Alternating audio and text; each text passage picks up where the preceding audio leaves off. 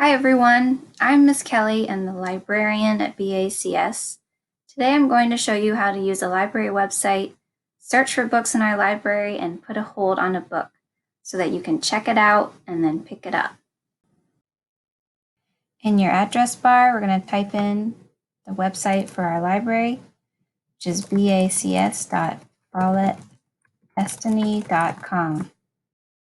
Next, you need to click here in the center where it says BACS Library. And then in the upper right-hand corner, click Login. Every student has a username and password. It is the student's first name and last initial. And the password is library and the year the student will graduate 8th grade. So a 4th grader will graduate 8th grade in 25. Library 25. Login.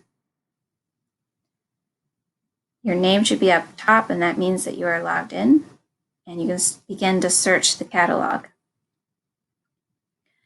So if you click in the search bar, you can search anything you'd like. You can search by keyword, title, author, subject, or series title. I'm going to search a keyword. So right here where it says titles 1 to 25 of 128, that means we have 128 results, and the first page is showing 1 through 25. Right now it's sorted by type. You could change the way they're sorted if you'd like. And here are pages of results, or you could click Show All so that they're all in one long page to scroll through.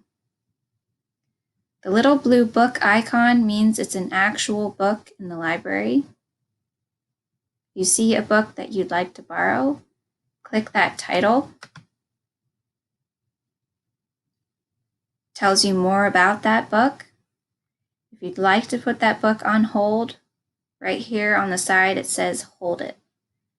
So click that, and then the librarians will get a notice that book is on hold, and we'll check it out to you and have it ready for the next pickup day. If you'd like to go back to your search results, up here, click Search Results to go back. And you can continue to look through all the books in your search results. If you'd like to go back to just a regular search, you could click here, Library Search, or on the side, Library Search.